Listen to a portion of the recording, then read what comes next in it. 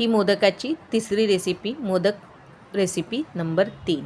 तर आज मी इथे मस्त असे मोदक बनवले आहे, जे तोंडात टाकता बरोबर विरघळणार आणि चवीला जबरदस्त असे, कमी भांडे निघता, कमी भांडे किंवा कमी पसारा करता हे झटपट असे मोदक बनवलेले आहे, ज्याची चव अप्रतिम अशी आहे।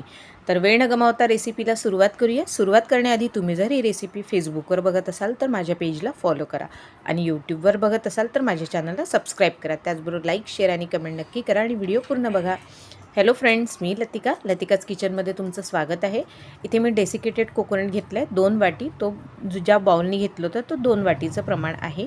तर 2 वाटी मी खोबरा किस घेतलेला आहे आणि याला अगदी मंद आचेवर याला ड्राय रोस्ट करून घ्यायचं आहे। मीडियम गॅस ठेवायची नाही, अगदी मंद ठेवायची आहे।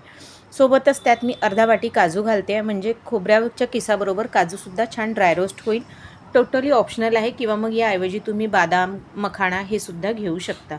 तर हे सुद्धा छान ड्राय रोस्ट होऊन जाते। त्यासोबत मी इथे विलायची पण घालते, 3 वेलायची घातलेली आहे, म्हणजे तीसुद्धा छान ड्राय रोस्ट होणार आणि बारीक करताना तिचंसुद्धा छान पावडर होणार। आपल्याला अगदी बारीक असं पावडर करायचं आहे। तर सोबत हे सुद्धा भाजल्या जाणार, म्हणजे आपल्या मोदकाची टेस्ट अजून खूप छान अशी येणार। याची चव अगदी अप्रतिम लागते, एकदम सिल्की सारखं वाटते, तोंडात टाकता बरोबर मोदक खूप छान असा फ्लेवर येतो। तर हे ड्राय रोस्ट करून घ्यायचे। आता झालेला आहे, गॅस बंद करते आणि याला गॅस बंद केल्यावरही सतत फिरवत राहायचं, जेणेकरून कढई गरम असते तर आपलं खोबरा किस जळायला नको म्हणून। तर याला झालेला आहे, थंडगार झालेला आहे।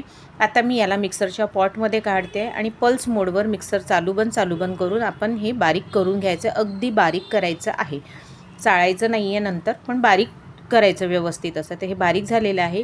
ज्या भांड्यात आपण खोबरा किस वगैरे सर्व जिन्नस भाजले होते त्याच भांड्यात हा सारण आहे ते काढून घ्यायचं आहे, जेणेकरून आपले उगाचच जास्तीचे भांडे निघणार नाही। कारण की गणपती म्हटलं की घरी पाहुणे येतात, दर्शनाला वेगवेगळे मित्रमंडळी येतात, त्यावेळेस कामं भरपूर निघतात। मेड जरी असेल तरी तीसुद्धा मग किरकिर करायला सुरुवात करते। म्हणून अगदी कमी भांड्यात कमी वेळेत झटपट आणि चविष्ट असे मोदक कसे बनवायचे हे आपण रोज आणतो आहे। आपण मोदकाची सिरीज सुरू केलेली आहे। तर आता हे सारण काढून घेतलेलं आहे। यात मी पिठी साखर किंवा गूळ, मिल्कमेड वगैरे वापरलेलं नाही आहे। यात मी घातलेलं आहे मालाचं रसमलाई फ्लेवर। तर हे रसमलाई फ्लेवर आहे, हे टोटली कॉन्सन्ट्रेटेड आहे, पूर्ण खूप कॉन्सन्ट्रेटेड आहे, त्यामुळे मी फक्त हेच वापरले। 4 चमचे इथे पुरेसं झालेलं आहे। तुम्ही पिठी साखर घालत असाल किंवा गूळ घालत असाल तर तुम्ही खोबरा किस 2 वाटी घेतले तर 1 वाटी पिठी साखर किंवा गूळ घालायचं आहे आणि 2 ते 3 चमचे दूध किंवा पाणी घालून त्याला छान मिक्स करायचं आहे, जेणेकरून सारण पातळ व्हायला नको म्हणून चमचा आधी एक करून चमच्यांनी टाकायचं, एकदम दूध किंवा पाणी ओतू नका आणि मिक्स करा। मिल्कमेडसुद्धा तुम्ही वापरू शकता। तर इथे मी हे रसमलाई फ्लेवरचं जे सिरप आहे ते घालून घेतलेलं आहे आणि याला छान मिक्स करून घेते आहे व्यवस्थित असं। आणि त्यानंतर मी सगळं मिक्स झाल्यानंतर यात घालते आहे फूड कलर टोटली ऑप्शनल आहे। तर मी इथे येल्लो रंग वापरलेला आहे, कारण की मी रसमलाई फ्लेवर वापरले आहे म्हणून मी येल्लो रंग वापरलेला आहे। तुम्ही कुठलाही रंग घालू शकता किंवा नाही घातला तरीही चालेल। तर हे छान मिक्स करून घ्यायचं। त्याचबरोबर माझ्या चॅनलवर वेगवेगळ्या नवनवीन रेसिपीज आहे। एंड स्क्रीनलासुद्धा मी रेसिपीज दिलेल्या आहे आणि आय बटनलासुद्धा मी छान रेसिपीज दिलेल्या आहे। तर नक्की बघा आणि तुम्हाला कुठली रेसिपी आवडली ते मला नक्की कळवा। आणि आजची जर रेसिपी तुम्हाला आवडली असेल तर एक लाईक नक्की करा। तर इथे हे सगळं मिक्स झालेलं आहे। आता मी फूड कलर घालते आहे, 5-6 थेंब घातले आहे, इनफ आहे, कारण की खूप छान असा रंग आलेला आहे 5-6 थेंबातच। हा लिक्विड फूड कलर आहे, तुम्ही पावडर फॉर्ममध्ये असेल तो सुद्धा तुम्ही घालू शकता किंवा वापरू शकता। तर आता खूप छान असं मिक्स झालेलं आहे।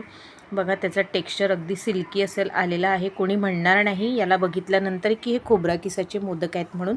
तर आता फूड कलर घालून मिक्स करून घेते आहे। तर आपली सिरीज सुरू झालेली आहे 3 दिवसाची। पहिल्या दिवशी तळणीचे खुसखुशीत असे मोदक, दुसऱ्या दिवशी शेंगदाण्याचे मोदक खूप छान चवीला झाले होते दोन्ही मोदक, आणि आजचे हे तिसरे मोदक। तर असे 10 दिवस बाप्पांसाठी वेगवेगळ्या प्रकारचे नवनवीन मोदकाची रेसिपी आपण घेऊन आलेली आहे। आणि हो, तुमच्याकडे किती दिवसाचा गणपती बसतो ते मला नक्की कळवा, आणि तुम्ही रोज वेगवेगळे मोदक चढवता की नाही ते पण नक्की सांगा। तर अशा प्रकारे मी मीडियम साईजचा मोदकाचा मोल्ड घेतलेला आहे। त्यात मी पहिले बदामाचे काप घातलेले आहे सजावटीसाठी, आणि त्यानंतर सारण घालून याला बंद करून घेतलं आहे। सजावटीसाठी तुम्ही काही पण वापरू शकता, जसं रोज पेटल्स झालं, केसर, पिस्ता, किंवा मग थोडंसं तीळ वगैरे किंवा फूड कलर वरतून रेड कलर पिंक कलर लावला तरीही चालेल किंवा काही नाही लावलं तरीही चालेल. तर अशा प्रकारे मी मोदक छानपैकी साच्यातनं काढलेल्या बघा किती झटपट. साच्याला तेल लावायची सुद्धा गरज नाही कारण की ऑलरेडी कोकोनट पावडरचं तेल असतं, कोकोनटला तेल असतं म्हणून आपल्याला तेल तूप वापरायचीही गरज नाही. तर अशा प्रकारे मी सर्व मोदक वळून घेते आहे. खूप छान असे झालेले आहेत बघा, मस्त असे. तर रोज बघत चला आणि तुम्हाला कशी वाटली ही रेसिपी ते नक्की कळवा. तर भेटूया पुढच्या रेसिपीत. तोपर्यंत बाय.